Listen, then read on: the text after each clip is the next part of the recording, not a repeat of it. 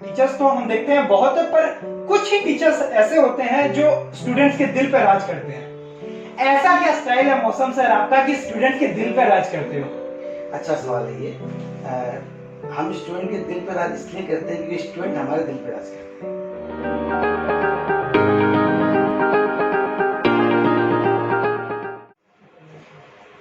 कहते हैं परिस्थितियां बदलती नहीं, बदलनी पड़ती है। हेलो एवरीवन, मैं हूं रोहन केडिया। आज मिलवाऊंगा आपको एक ऐसे शख्सियत से जो प्रोफेशन से तो एक चार्टर्ड अकाउंटेंट है, साथ ही साथ एक प्रोफेसर भी है और एक एलएलबी ग्रेजुएट भी है। असम के बरपेटा रोड में उनका जन्म हुआ, बरपेटा रोड में ही पले बड़े, बरपेटा रोड में ही अपनी पढ़ाई कंप्लीट की और आज बरपेटा रोड में ही अपनी सर्विसेज प्रोवाइड कर रहे हैं। एक self made chartered accountant, professor itself, mister मौसम अग्रवाल। नमस्कार मिस्टर मौसम जी, बहुत बहुत स्वागत है आपका हमारे चैनल पर। कैसे हैं आप? मौसम जी, मैंने आपको जैसे अभी ये बताया कि आप एक चार्टर्ड अकाउंटेंट भी है, प्रोफेसर भी। मैं थोड़ा कंफ्यूज हूं कि मैं आपको किस तरह से आपको क्या इंट्रोड्यूस करूं, आपको डिफाइन किस तरह से करूं। आप एक चार्टर्ड अकाउंटेंट है, आप एक प्रोफेसर है, या आप एक कंसल्टेंट है? हु इज मौसम अग्रवाल एक्चुअली? देखिए, मौसम अग्रवाल यानी कि मैं अपने क्लाइंट के लिए चार्टर्ड अकाउंटेंट हूँ, अपने स्टूडेंट्स के लिए मैं एक टीचर भी हूँ और द्रोणाचार्य एकेडमी का मैनेजिंग कमेटी का वाइस चेयरमैन हूँ। जो एकेडमी हम लोग 2006 में स्टार्ट की थी एकेडमी हम लोगों ने, और उसका वाइस चेयरमैन होते हुए और स्टूडेंट लोग के लिए मैं टीचर और खुद के लिए क्लाइंट्स के लिए मैं चार्टर्ड अकाउंटेंट। आप क्लाइंट्स के लिए चार्टर्ड अकाउंटेंट है, स्टूडेंट्स के लिए मौसम सर है, आप अपने लिए क्या है? मैं अपने लिए चार्टर्ड अकाउंटेंट हूँ और एक मौसम सर भी हूँ, कारण एक आदमी डबल रोल प्ले कर रहा है। मैंने बताया कि आप एक एलएलबी ग्रेजुएट भी हैं, तो आपने सीए को ही एज ए प्रोफेशन क्यों कंटिन्यू किया? लॉ को एज ए एडवोकेट आपने क्यों नहीं अपनी प्रैक्टिस स्टार्ट की? ये सही क्वेश्चन है और ये बहुतों ने मुझे प्रश्न आगे पूछा है। इसका कारण ये है कि एलएलबी प्रोफेशन और चार्टर्ड अकाउंटेंट प्रोफेशन, दोनों प्रोफेशन आज के दिन में बहुत अच्छे प्रोफेशन है। जो इस फील्ड में काम कर रहे हैं दोनों सेटिस्फाइड है, चाहे वो चार्टर्ड अकाउंटेंसी लाइन में हो, चाहे वो एलएलबी ग्रेजुएट हो, दोनों खुश है। लेकिन मेरे एक बैरियर थी एलएलबी का प्रोफेशन चूज करने में कि मुझे द्रोणाचार्य एकेडमी में टाइम देना पड़ता है, जो मैं सुबह 9 से 12:30 1 बजे तक टाइम देता हूँ, तो कोर्ट जाना मेरे लिए पॉसिबल नहीं होता अगर मैं करता हूँ। तो मैं चार्टर्ड अकाउंटेंट होते हुए मैं अपने ऑफिस में इवनिंग आवर्स में 1 बजे के बाद टाइम दे पाता हूँ, क्योंकि वो मेरा खुद का है और कोर्ट का एक टाइमिंग का एक बैरियर है। तो मुझे इस वजह से मैंने एलएलबी प्रोफेशन को चूज करके चार्टर्ड अकाउंटेंट चूज किया। मैंने सुना है कि आपने अपनी पढ़ाई के साथ साथ ट्यूशंस भी प्रोवाइड करते थे, जबकि सीए का कोर्स एक ऐसा कोर्स है जिसमें स्टूडेंट्स पूरी तरह से इन्वॉल्व हो जाता है पढ़ाई में। आप उस सिचुएशन में आप अपनी खुद की भी पढ़ाई करते थे और ट्यूशंस भी प्रोवाइड करते थे, आप ये दोनों को मैनेज किस तरह से करते थे? देखिए, ट्यूशन करने से एक आदमी जब सिखाता है तो खुद भी बहुत कुछ सीखता है और उसका जो बेस लेवल का चीज है वो हमेशा उसका रिवीजन होता है। और ये एक सीए, जब सीए का कोर्स हम लोग परस्यू करते हैं तो हम लोग बेस स्ट्रॉन्ग होना बहुत जरूरी है। तो मैं तो कहना चाहूँगा कि मैं सीए जो क्वालिफाई किया उसके पीछे कहीं ना कहीं बहुत बड़ा कारण है कि मैं ट्यूशन करता। आप एक कंसल्टेंट भी है। ओम शांति ओम मूवी का एक डायलॉग मुझे याद आ रहा है कि अगर किसी चीज को शिद्दत से चाहो तो पूरी कायनात आपको उससे मिलाने में लग जाती है। You are self made chartered accountant, you are self made Mausam Agarwal. कैसा लगता है आपको ये? कभी अगर आप सोचते हैं कि आप एक मौसम सर भी हैं और सीए मौसम भी है, हाउ डू यू फील? ये सेल्फ मेड का मतलब पहले मैं आपको जानना चाहूँगा, क्योंकि मेरे हिसाब से कोई भी आदमी सेल्फ मेड नहीं होता। और सेल्फ मेड होने के लिए उसकी जो काबिलियत, वो जो आज के दिन में मैं जो हूँ, मेरे पीछे मेरा होने में जो मौसम सर हूँ या मैं चार्टर्ड अकाउंटेंट हूँ, उसके पीछे मेरा फैमिली का बहुत बड़ा रोल है, उनका बहुत बड़ा सपोर्ट है, खास करके मेरे पेरेंट्स का, जिन्होंने इतने वर्षों तक मतलब मुझे पूरा अपना जी जान लगा के पूरी मेहनत करके मुझे इस काबिल बनाया कि मैं सीए क्वालिफाई कर सकूं, और फैमिली का मुझे सपोर्ट पूरा था। तो सेल्फ मेड मैं अपने को नहीं मानता, मेरा फैमिली का सपोर्ट देखिए इसमें। तो अगर आप अपने फैमिली को इतना प्रेफरेंस दे रहे हैं, ये सच में आज एक बहुत बड़ी बात है। आप सीए के प्रोफेशन में कब से जुड़े हुए हैं? 2009 से। 2009 से, लगभग आज 10 से 11 साल हो चुके हैं। मेरा ये सवाल बहुत सारे स्टूडेंट्स को रिलेट करता है कि आज हम देखते हैं कि जो कॉमर्स बैकग्राउंड से होते हैं आफ्टर 12 वो किसी दूसरे प्रोफेशन को चूज नहीं करके वो चार्टर्ड अकाउंटेंट को एज अ प्रोफेशन चूज कर लेता है। Either we can say it as a barrier, और घर वालों का प्रेशर आ रहा है कुछ कर ले कुछ कर ले कुछ कर ले, खुद का इंटरेस्ट नहीं भी हो सकता, लेकिन वो उन्हें और कोई ऑप्शन नहीं मिलता and they join chartered accountant as a profession. तो उसके बाद वो कंटिन्यू नहीं कर पाते, वो दे लिव इन बिटवीन। मेरा क्वेश्चन ये कि this is lack of career counselling और due to they are taking the profession for granted। देखिए, ये जो सीए का जो प्रोफेशन है, it can not taken for granted. ये ऐसा कुछ है नहीं कि जो स्टूडेंट मन होगा तो पास हो जाएगा या नहीं होगा, ऐसा कुछ नहीं। अगर किसी को सीए बनना है, जैसे कि आपने कहा कि आप पूरी शिद्दत से चाहना होगा कोई ना कोई चीज को, तो वो पूरी कायनात आपको उससे मिलाने में लग जाती है। तो वही चीज सीए में है। आप जब ये चार्टर्ड अकाउंटेंसी का कोर्स जो बच्चे कर रहे हैं, उनको मैं बोलना चाहता हूँ कि अगर आप कर रहे हैं तो मन से कीजिए, पूरी शिद्दत से कीजिए, तो आप डेफिनेटली सक्सेस होंगे। ये प्रोफेशन टेकन फॉर ग्रांटेड नहीं है, क्योंकि मैं बता रहा हूँ, वो लोग ऐसा है कि बहुत सारे पेरेंट्स हैं, बहुत सारे बच्चे देखते हैं कि एक सीए है, वो राइजिंग ट्रेंड में है या अच्छा कर रहा है, काम अच्छा कर रहा है, और एक सीए को सोसाइटी एडमायर करती है। वो देखती है सोसाइटी की सीए मतलब कितना अच्छा है। और मैं बताता हूँ आपको कि इनफैक्ट हमारे ऐसे भी क्लाइंट हैं जो अपनी फैमिली प्रॉब्लम्स पे आके हमसे डिस्कशन करते हैं, तो उस चीज से मोटिवेट होकर वो सीए ज्वाइन करते हैं। लेकिन प्रॉब्लम क्या होती है कि उन लोग किसी में शिद्दत नहीं होती। जो शिद्दत की बात आप कर रहे हैं, वो शिद्दत होगी तभी वो क्वालिफाई कर पाएंगे, तभी वो पास कर पाएंगे, और तब वो एक सक्सेसफुल चार्टर्ड अकाउंटेंट बन पाएंगे। मतलब बहुत बड़ी बात कही आपने कि अगर शिद्दत से करो कोई काम तो वो सक्सेस जरूर मिलेगी, और खास करके चार्टर्ड अकाउंटेंसी कहते हैं कि समय के साथ साथ सिचुएशंस बदलती है। You agree to it? Definitely. Day by day CA का प्रोफेशन बढ़ता ही जा रहा है, उनको वर्क प्रेशर, वर्कलोड बढ़ता जा रहा है। एक नॉर्मल बिजनेसमैन, एक नॉर्मल इंसान एक चार्टर्ड अकाउंटेंट को एज अ फाइनेंशियल डॉक्टर की तरह देखता है, अपनी हर एक प्रॉब्लम्स को शेयर करता है। टाइम टू टाइम बदलते जो रूल्स आ रहे हैं उसमें CA is a God for you. आप अपने क्लाइंट्स को किस तरह से सेटिस्फाई करते हैं, जबकि आज आप एक प्रोफेसर भी हैं, आप अपने इंस्टीट्यूशन को, अपने स्टूडेंट्स को भी आपको टाइम देना पड़ता है, तो उसी के साथ आप अपने क्लाइंट्स को किस तरह से सेटिस्फाई करते हैं? ये क्लाइंट को सेटिस्फाई करने का फंडामेंटल रूल है। आप क्लाइंट का जो काम है वो अच्छे से कीजिए, टाइमली क्लाइंट का काम पर डिलीवरी कीजिए, और क्लाइंट का प्रॉब्लम को समझने की कोशिश करें। अगर हम क्लाइंट का प्रॉब्लम समझेंगे, क्लाइंट का समझ लीजिए, कोई क्लाइंट ऐसा भी आता है हम लोग के पास कि आज इवनिंग देता है, उसको कल मॉर्निंग में चाहिए होता है, तो ऐसा है कि हम लोग कोशिश करते हैं कि रात को 10 बजे तक भी काम करके देना है तो उनको हम लोग देने की कोशिश करते हैं, और हम लोग वो सक्सेस करते हैं। तो ये क्लाइंट के लिए बहुत बड़ा बात है कि जब क्लाइंट देखता है कि मैंने रात को दिया उसको और वो मुझे सुबह करके दे पा रहा है, क्योंकि उसका रिक्वायरमेंट की मैं रात को 10 बजे तक काम कर रहा हूँ, क्लाइंट वो समझता है। तो इस तरह से हम लोग क्लाइंट सेटिस्फाई करने की कोशिश करते हैं। और फंडामेंटल रूल है, क्लाइंट का काम टाइमली डिलीवरी कीजिए, और सजेशन अच्छा चाहिए, क्लाइंट का एडवाइस अच्छा चाहिए, जो कि एकदम ऑनेस्ट एडवाइस होना चाहिए। अब जैसे कई बार होता है कि क्लाइंट्स कंफ्यूज हो जाते हैं, हर अलग अलग प्रोफेशनल्स अलग अलग एडवाइस देते हैं, अलग अलग तरीके से एडवाइस देते हैं, तो उसके चलते क्लाइंट्स थोड़े कंफ्यूज हो जाते हैं। उस टाइम में एक क्लाइंट को किस तरह से अपने आप को, उनका जो कंफ्यूजन है वो किस तरह से दूर होना चाहिए?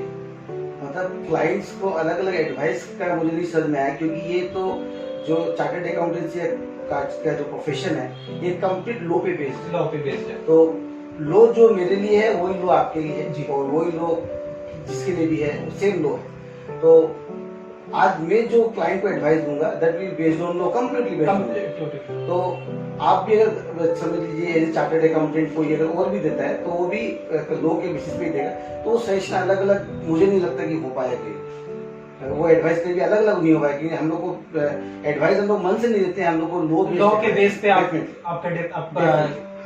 कंसल्टेंसी उसी के बेसिस पे होना पड़ेगा। इन दिनों कोरोना पेंडेमिक के दौरान सिचुएशंस बहुत बदल रही है। डेली हम सुनते हैं कि आईटी के रिटर्न्स के डेट एक्सटेंड हो गए, टीडीएस के डेट एक्सटेंड हो गए, तो पूरी तरह से क्लाइंट जो कंफ्यूज हो चुका है कि भाई करना कब है, कि टीडीएस का रिटर्न कब फाइल करना है, ये सब कब करना है, तो थोड़े कंफ्यूजन है। तो आप इस सिचुएशन में क्लाइंट्स की आप पर्सनली क्या कर रहे हैं ताकि क्लाइंट्स की रिक्वायरमेंट्स फुलफिल हो, क्लाइंट कंफ्यूज नहीं हो। जैसे कि अगर कोई जीएसटी का रिटर्न भी फाइल करना है तो ड्यू डेट्स बढ़ रही है, तो क्लाइंट्स कंफ्यूज नहीं हो, आप उसके लिए क्या कर रहे हैं? देखिए, हम लोग इस केस में हम लोग का एक कैलेंडर है, उसमें उस कैलेंडर में लोग मेंशन रखते हैं कि कौन सा रिटर्न का कौन सा ड्यू डेट है, और वो ड्यू डेट जैसे एक्सटेंशन होता है हम लोग अपना कैलेंडर में उसको एक्सटेंशन करते हैं, और हम लोग क्लाइंट्स को अकॉर्डिंगली इंटीमेट भी कर देते हैं कि डेट आपका एक्सटेंशन हो चुका है। तो क्लाइंट को प्रेशर नहीं मिलता है कि क्लाइंट को भी, क्योंकि अभी ये पेंडेमिक है तो कभी बाजार खुल रहा है कभी नहीं खुल रहा है, क्लाइंट्स को भी एक्स्ट्रा हेडेक हो रहा है, प्लस स्टैट्यूटरी कंप्लायंस उनको हेडेक रहता है। तो हम लोग क्या है कि क्लाइंट्स के साथ इस मामले में पूरा कोऑपरेट करते हैं। हम लोग का जो कैलेंडर है कि जब जब डेट एक्सटेंशन होता है हम लोग उसमें एक्सटेंशन करके क्लाइंट को इंटीमेट करते हैं, तो क्लाइंट को उस सेक्टर से क्लाइंट फ्री, और अगर क्लाइंट कहीं भूल भी जाता है तो हम लोग को 2 बार 3 बार रिमाइंडर देके भी क्लाइंट से हम लोग पेपर्स मंगवा लेते हैं। एक बिजनेस ग्रो करता है कस्टमर सेटिस्फेक्शन से, उसी तरह से प्रोफेशनल ग्रो करता है क्लाइंट सेटिस्फेक्शन से। आपने ये जो आपका जो क्लाइंट बेस आपने किस तरह से बिल्डअप किया? ये जो क्लाइंट बेस मैंने बिल्डअप किया ये एक डिफिकल्ट क्वेश्चन है, फिर भी मैं आपको आंसर देना चाहूंगा। 2009 में जब मैंने प्रोफेशन स्टार्ट किया था, जब लोग इस प्रोफेशन में आए, एज ए चार्टर्ड अकाउंटेंट में आया, उसके पहले मैं ट्यूशंस करता था जी, काफी ट्यूशंस करता था जी। और 2006 से हम लोगों ने ध्रुवाचार्य एकेडमी स्टार्ट की। तो क्या कि लगभग मेरा एक पब्लिक रिलेशन था, और मेरे जो फ्रेंड्स थे कोई फ्रेंड्स बिजनेस में आ चुके थे, तो उस हिसाब से क्या कि और एक पब्लिक कुछ पर्सन मुझे पर्सनली पसंद भी करते थे, रिलाई करते थे कि हाँ ये इसको काम देने से मेरा काम सही ढंग से हो जाएगा, क्योंकि आज का दिन में क्लाइंट को चाहिए कि आपको जो काम आपको दे रहा है काम उसका सही ढंग से होगा कि नहीं होगा, उसको उतना फेक आना होगा। तो एक पब्लिक रिलेशन था, उस रिलेशन के बेसिस पे हमको क्लाइंट मिला, और वो क्लाइंट को सेटिस्फाई जब हम लोग करने लगे, क्लाइंट जब सेटिस्फाई हुआ हम लोग से, तो क्लाइंट से क्लाइंट आना चालू हुआ। और आज का दिन में ऊपर वाला कृपा है, I really thank my all my clients कि वो लोग मतलब जहां तक पॉसिबल होता है वो मुझे क्लाइंट्स भेजते हैं, and all my clients are highly satisfied what I do. मेरा फर्स्ट क्लाइंट का नाम मैं बोलना चाहूंगा। जो मेरा फर्स्ट क्लाइंट था जब मैं सीए क्वालिफाई हुआ था, तो उसी दिन मेरी एक राखी सिस्टर है श्वेता शर्मा बोल के जी, अभी वो गुवाहाटी कॉमर्स की प्रोफेसर है, या गुवाहाटी कॉमर्स की प्रोफेसर है, वो she was my first client. वो जिस दिन मैं सीए क्वालिफाई हो मेरे घर में आई थी कि अब तो तू क्वालिफाई हो गया, अब तो हमारा काम तुमको ही करना है, तो ये मेरा डॉक्यूमेंट्स था तो उनको फाइल बना के दिया, एंड वो उसने मुझे इंस्टेंट अमाउंट भी दिया जो मेरा फर्स्ट इनकम था, first income definitely which I can never forget, कभी मैं भूल नहीं पाऊंगा वो चीज। और जब मुझे वो अमाउंट मिला तो मैं गया मंदिर, भगवान को प्रसाद लगाया, भगवान को प्रणाम किया कि भगवान ये आशीर्वाद मुझे बना के रखिए कि मेरा प्रोफेशन अच्छा चलते रहे। तो इसमें क्या कि एक ऊपर वाला का एक बहुत बड़ा फर्स्ट इनकम सच में बहुत मायने रखती है। एंड कांग्रेचुलेशन श्वेता शर्मा जी, आप मौसम जी की फर्स्ट क्लाइंट है। आज मौसम जी ने ये बात डिस्क्लोज कर दी है।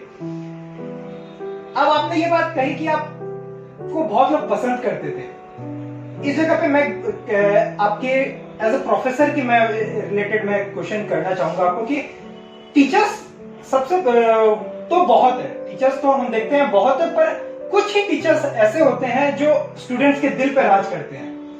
ऐसा क्या स्टाइल है मौसम सर आपका कि स्टूडेंट के दिल पर राज करते हो? अच्छा सवाल है ये।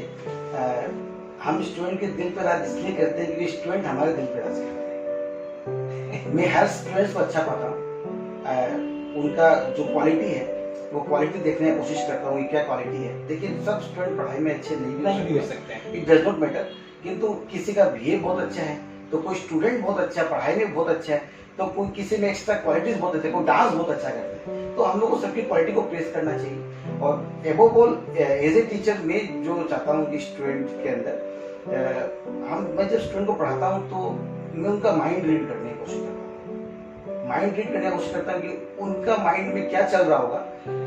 मैंने जो टॉपिक डिस्कशन किया है उसमें उनका क्या क्या क्वेरी उनका मन में हो सकता है, वो सोच के मैं उस क्वेरी पे हिट करता हूँ। तो क्या है कि उनको बगैर सवाल पूछे उनको अपना जवाब मिल जाता है, तो शायद इसलिए वो खुश होंगे मुझे लगता है। तो I really like all my students very much. अगर कोई स्टूडेंट बदमाशी करे या ऐसी कुछ जिस वजह जो चीज आपको अच्छी नहीं लग रही, उस वक्त आप क्या करते हैं? देखिए, जब स्टूडेंट बदमाशी करता है तो परिस्थिति से पे डिपेंड करता है कि हम लोग कैसे उसको हैंडल करते हैं। कई परिस्थिति ऐसा आता है कि स्टूडेंट को डांटना ही पड़ता है, तो डांटते भी है, और वो स्टूडेंट समझता भी कि हमको जो डांट रहा है उसके वो खराब नहीं पाता, वो जानता है कि हमको क्यों डांट रहा है, वो ये उसको समझ में आता है कि हमको जो डांटने का कारण है ये वाकई में हमारा जो गलती उसमें से हमको डांट रहे हैं, हमको खराब पाके नहीं डांट रहे। क्योंकि अगर मैं आज कोई मोमेंट में स्टूडेंट को डांट रहा हूँ तो 10 मिनट बाद में वो स्टूडेंट से मैं अच्छा से बात भी कर रहा हूँ, I don't keep that my heart. मुझे वो याद नहीं रहता कि वो क्या गलती किया क्या नहीं किया, इंस्टेंट आपको जो डांट दिया उसमें पनिशमेंट देनी है, आप इंस्टेंटली आप उसके साथ पनिशमेंट हम कम बिलीव करते हैं, पनिशमेंट हम कम देने की कोशिश करते हैं, हाँ उसको समझाने की कोशिश ज्यादा करते हैं, क्योंकि आप जब तक पनिशमेंट देने से सोल्यूशन नहीं होगा, जब तक कि वो समझेगा नहीं, खुद नहीं समझेगा, खुद नहीं समझेगा, तो खुद समझना बहुत जरूरी है। तो इसलिए फर्स्ट तो हम समझाने की कोशिश करता हूँ मैं कि वो समझ जाए कि उसने क्या गलती की है, और जरूरत पड़ने से कभी डांटना हो तो डांटना ही पड़ता है, वो भी एक एक्सट्रीम लेवल पे जाने के बाद ही पनिशमेंट को मैं अवॉइड करने की कोशिश करता हूँ टू द बेस्ट पॉसिबल। वही बहुत बड़ा कुछ होने से तो उपाय नहीं है। तो हमारे ट्रेडिशनल तरीके में हम देखते थे कि जो स्टूडेंट्स थे वो टीचर से बहुत डरते थे। हम इनफैक्ट हम अपने स्कूल में हम देखते थे कि टीचर अगर आ जाते थे तो नहीं जाके वहीं बैठ जाते थे। क्या आपके स्टूडेंट्स आपसे मतलब डरते भी होंगे? देखिए, मुझे लगता है कि डर से ज्यादा जरूरी रेस्पेक्ट। जी, मैं नहीं चाहता कि स्टूडेंट मुझसे डरे, मैं चाहता हूँ कि स्टूडेंट में रेस्पेक्ट करे, और वो रेस्पेक्ट मुझे खुद को अर्न करना है। जब मैं इस काबिल होऊंगा कि स्टूडेंट मुझे रेस्पेक्ट करे तो मेरे स्टूडेंट मुझे रेस्पेक्ट करेंगे। और मैं बता रहा हूँ, आज के दिन में मेरे जितने भी स्टूडेंट्स हैं, जितना का नाम मुझे याद है, सब रेस्पेक्ट करते हैं, और आज तक का रिकॉर्ड नहीं कोई स्टूडेंट हमको सामने से पलट के कोई उत्तर दिया है या पलट के कुछ बोल दिया है कि सर ये आप ऐसा बोल रहे हैं, ऐसा तो नहीं होता है, ऐसा कुछ नहीं है। तो इसलिए मैं बार बार बोल रहा हूँ कि आपने जो प्रश्न किया कि स्टूडेंट के दिल पे आप राज क्यों करते हैं, तो मैंने कहा कि क्योंकि स्टूडेंट मेरे दिल पे राज करता है। तब आप कह सकते हैं कि रेस्पेक्ट को छीना नहीं जाता, कमाया जाता है। डेफिनेटली हासिल करना, खुद कमाना चाहिए। आपकी अब तक की सबसे खुशी का मोमेंट कौन सा था? बहुत बहुत ज्यादा खुश हो?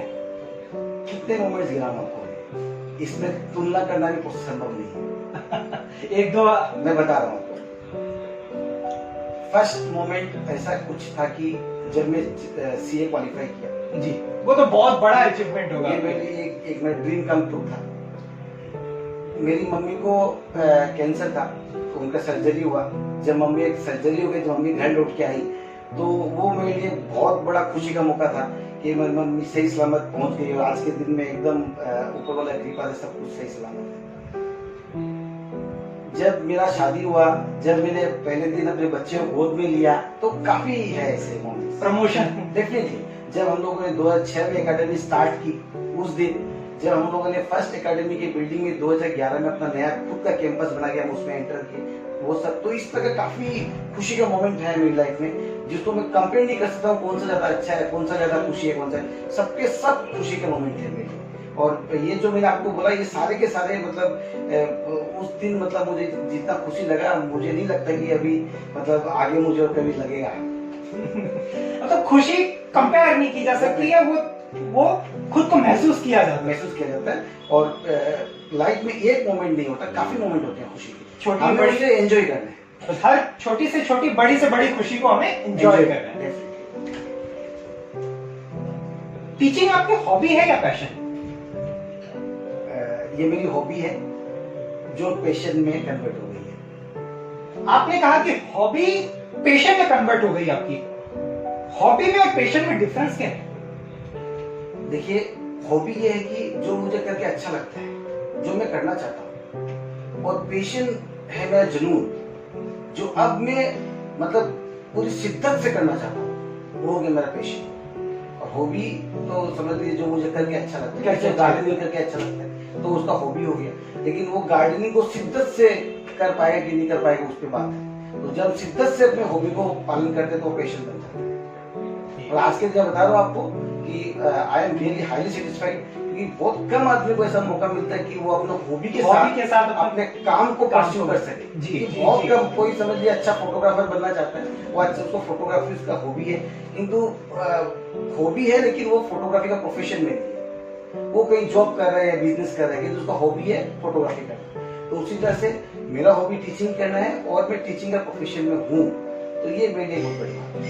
मैंने बचपन में एक वीडियो में देखा था जिसमें था कि हॉबी जो होती है वो बचपन की होती है, लेकिन जैसे जैसे अगर उम्र बढ़ती जाती है, अगर हॉबी को हम एक, आपने जैसे कहा कि इसे अगर इसका एक जुनून अगर हम इसे बना ले तो ये पैशन में कन्वर्ट हो सकता है। आज के डेट में हम देखते हैं कि बहुत है कि बहुत किसी को बहुत अच्छी अच्छी हॉबीज होती है, उनमें टैलेंट होता है, लेकिन बढ़ते उम्र के साथ वो टैलेंट को अपने को एक्सक्लूड कर देते हैं, साइड कर देते हैं।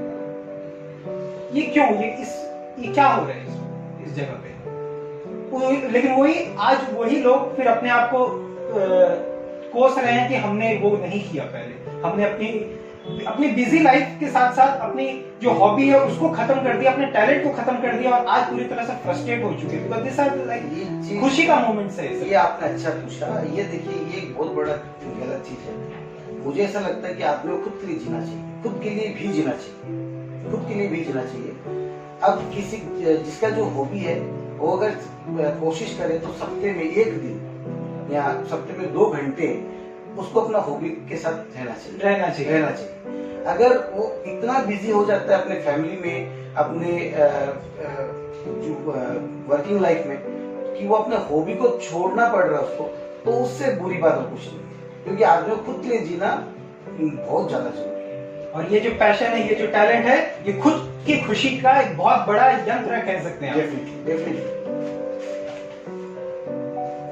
आप अपने स्टूडेंट्स में क्या देखते हैं? स्टूडेंट्स, देखिए, स्टूडेंट्स हो गए लर्नर्स।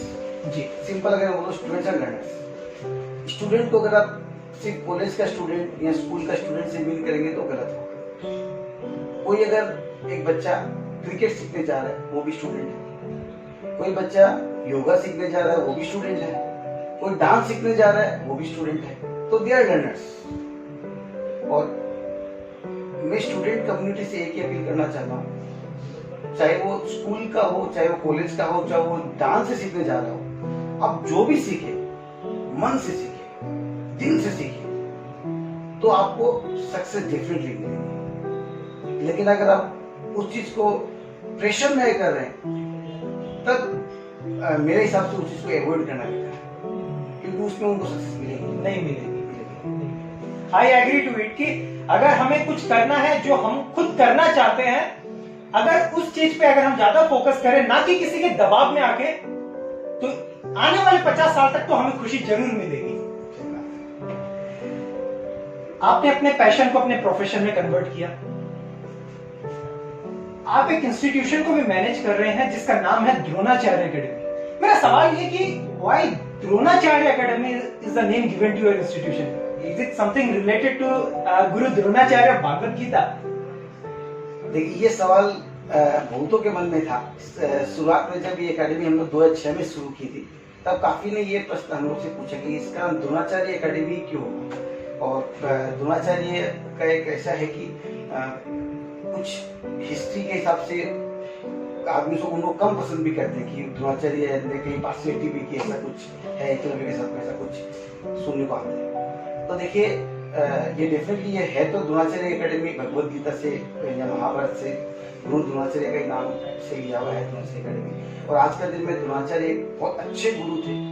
जी, एक ऐसे गुरु थे, मैं आपको बता रहा हूँ, ऐसे गुरु थे जिन्होंने स्टूडेंट के लिए, अपने छात्र के लिए बदनामी भी अपने सर पे ली। बदनामी कैसे? उनको पता था कि अगर वो एकलव्य का अंगूठा मांगेंगे तो इतिहास उनको खराब पाएगा, लेकिन उन्होंने मांगा क्योंकि वो चाहते थे कि अर्जुन की जीत हो। जी, यही तो बात है। जी, तो इसीलिए उन्होंने मांगा एकलव्य का। वो एकलव्य को अपना छात्र नहीं समझते, नहीं मानते थे। एकलव्य उनको अपना गुरु मानता था, था। किंतु वो उसको छात्र नहीं मानते। इसलिए द्रोणाचार्य ने किंतु अपने स्वार्थ के लिए उसका अंगूठा नहीं मांगा था, उन्होंने अपने छात्र के स्वार्थ के लिए अंगूठा मांगा था। इसलिए गुरु द्रोणाचार्य से बड़ा गुरु मिलना इस पृथ्वी में मुश्किल है। गुरु द्रोणाचार्य को आज के डेट में हम अगर चाहे जितनी भी उनकी बातें करें, हमारे दिल से उनके लिए हमेशा रेस्पेक्ट ही निकलता है। क्योंकि भगवत गीता की एक और प्रसंग मैं आपको बताता हूँ कि एक प्रसंग ऐसा भी था जबकि गुरु द्रोणाचार्य को ये बात पता था कि जो उनके कौन उनका वध करने वाला है, जो उनका वध करने वाला है, उन्होंने उनको भी ट्रेन किया था। जबकि उनको ये बात पता था कि वो जो है बंदा है वो मेरा आगे चल के फ्यूचर में वो ही मेरा वध करेगा, और उन्होंने उसी को अपनी सारी विद्याएं सिखाई। यही असल गुरु थे द्रोणाचार्य, इसी वजह से उनका नाम हम लोगों ने रखा। आपने कहा कि आपकी सबसे बड़ी शक्ति जो है, आप एक सेल्फ मेड नहीं है, आपके पेरेंट्स का उसमें बहुत बड़ा हाथ है। डेफिनेटली। आज के डेट में भी आपके पेरेंट्स के साथ साथ क्या आप किसी और को भी अपनी सबसे बड़ी शक्ति मानते हैं? देखिए, मेरी फैमिली, मेरे पेरेंट्स, मेरी वाइफ, मेरा बच्चा जो है, इनके बगैर मेरा कोई अस्तित्व है नहीं, तो यही मेरी शक्ति है। Family is life. जिंदगी का नाम है चलते रहना। Journey from tuition teacher to professor and from professor to the member of the management team of Dronacharya Academy. ये जर्नी आपकी कैसी रही? देखिए, जर्नी काफी दिलचस्प थी। जब मैंने ट्यूशन करवाना शुरू किया तो शुरुआत में 5-6 स्टूडेंट थे, 7 स्टूडेंट थे। फिर मैंने ऐसा था कि 250-300 स्टूडेंट तक की मैंने ट्यूशन सिखाई थी एक समय पे।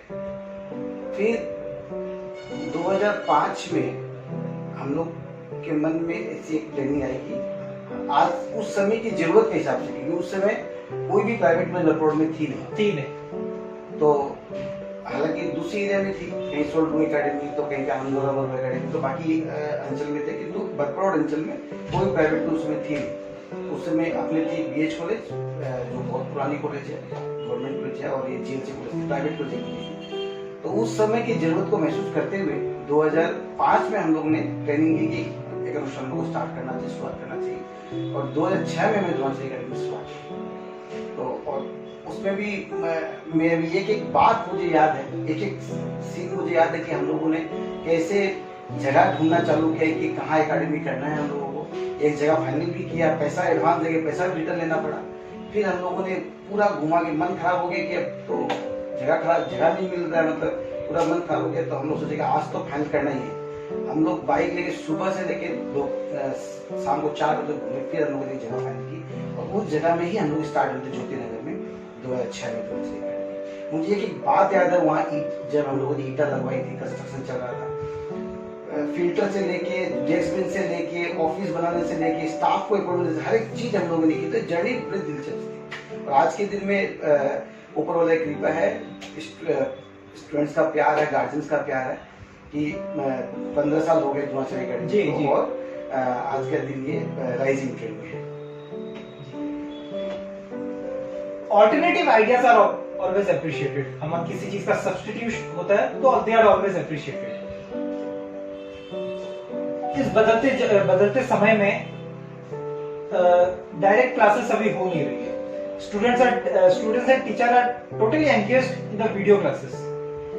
क्या वीडियो क्लासेस में स्टूडेंट जो पढ़ा रहे हैं, क्या सही में वो पूरी तरह से कैच कर पा रहे हैं?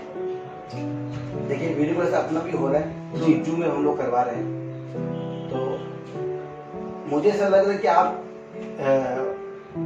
इसका ऑफलाइन क्लासेस से कंपैरिजन करने की कोशिश करें। जो क्लासेस फिजिकली क्लासरूम में होती थी, ऑफलाइन क्लासेस, उससे अगर आप कंपैरिजन करेंगे तो मैं बोलूंगा कि ऑफलाइन क्लासेस जितनी बेहतर हो पाना संभव नहीं है।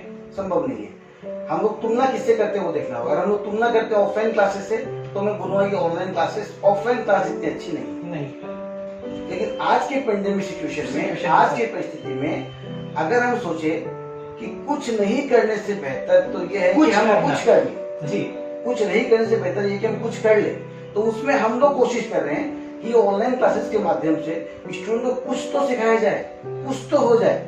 और मैं बता रहा हूँ कि हम लोग जब अपना लॉकडाउन शुरू हुआ 24 मार्च को, अब हम लोगों ने ऑनलाइन क्लास स्टार्ट की थी। डिग्री की फर्स्ट स्टार्ट की थी 6 या 7 अप्रैल से हम लोगों ने क्लास शुरुआत की थी डिग्री की, जून में।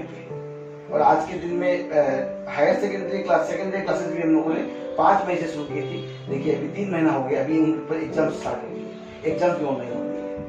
तो कोशिश कर रहे हैं, हमें पता है कि रिजल्ट 100% नहीं निकल रहा है और वो निकलना संभव भी नहीं है, लेकिन कोशिश करना है अपने को, क्योंकि दूसरा कोई विकल्प नहीं आज की परिस्थिति में। तो कुछ नहीं करने से बेहतर तो ये कि हम कुछ करें। बहुत अच्छी बात कही आपने कि कुछ नहीं करने से तो बेटर है कि हम कुछ कर लें। नहीं तो बच्चे खराब हो जाएंगे, घर बैठे रहेंगे, कुछ करने को नहीं रहेगा। आप सोचिए कब कोरोना का जब लॉकडाउन हुआ था 24 मार्च को, उसके बाद में मार्च चला गया, अप्रैल मई जून जुलाई, अब अगस्त भी चला जाएगा 31 अगस्त। तो 5-6 महीने बच्चा का क्लास नहीं होना एक बहुत बड़ा, वो डल भी हो जाते हैं और प्लस जो सीखा है अब तक वो उनका कंसेप्ट पूरा का पूरा इंटरेस्ट लूज होता है जी। और कोई दूसरा उपाय भी नहीं है, गवर्नमेंट भी कुछ नहीं कर पा रही है क्योंकि वो संभव भी नहीं है जी। तो परिस्थिति ऐसी है। तो इसी वजह से ऑनलाइन क्लासेस का कोई सब्स्टिट्यूशन है नहीं, इसलिए उसको अच्छा है खराब बोलने का कोई फायदा नहीं है। हाँ ये है कि ऑफलाइन से वो डेफिनेटली अच्छी नहीं है, लेकिन कुछ नहीं करने से वो बेहतर है कुछ करना। क्या आज की डेट में आप अपने प्रोफेशन से, आप अपने वर्किंग स्टाइल से, आप अपनी लाइफ के साथ सेटिस्फाइड हैं? 100%। मैं इधर आपसे ये सवाल पूछना चाहता हूँ कि आज हम बहुत लोगों को देखते हैं कि वो अपने लाइफ से खुश नहीं है। Either it may be in their profession or in their personal life. पैसे बहुत है, कमा लिए बहुत है, but they are not happy in that. As you are saying that you are happy with your life, with your profession, with your career, everything you are happy. तो वो क्या आप उनको क्या कहना चाहेंगे सर कि कोई सजेशन, जब आप अपने करियर के साथ, आप अपनी लाइफ के साथ इतने हैप्पी है तो दूसरों को भी हक बनता है। एक ही बात बोलना चाहूंगा रोहन जी उन लोगों को मैं कि लव योरसेल्फ। आप खुद से प्यार कीजिए। जब आप खुद से प्यार करेंगे तो आपको सब अच्छा लगेगा। पॉजिटिव माइंडसेट लेके आप चलेंगे और खुद से प्यार करेंगे, अपने फैमिली से प्यार करेंगे तो सब अच्छा लगेगा लाइफ। अपने सिर्फ पैसे कमाने से, पैसे के पीछे भागने से या समझ लीजिए और अदर एक्टिविटीज करने से तो क्या मतलब खुशी मिलेगी, मोमेंटरी मिलेगी, लेकिन जो परमानेंट खुशी है वो मिलेगी पॉजिटिव थॉट्स। खुद से प्यार कीजिए और अपने फैमिली को प्यार कीजिए। एक आपकी सबसे बड़ी पॉजिटिव थॉट के बारे में आपने बताया, तो एक ऐसी एक थॉट जो आप सोचते हैं और जो आपके पूरे दिन को बना के रखता है, वो क्या है? वो बूस्टर थॉट क्या है जो आपको बूस्ट करता है? मैं आपको बोला ये बात ही कि लव योरसेल्फ, यही है वो थॉट है जो मुझे पूरी एनर्जी देती है कि लव योरसेल्फ। आप खुद से प्यार कीजिए। आप जब खुद से प्यार करेंगे तो आप ड्राइविंग भी फास्ट नहीं करेंगे। आप लोग फैमिली से प्यार करेंगे तो ड्राइविंग भी फास्ट नहीं करेंगे।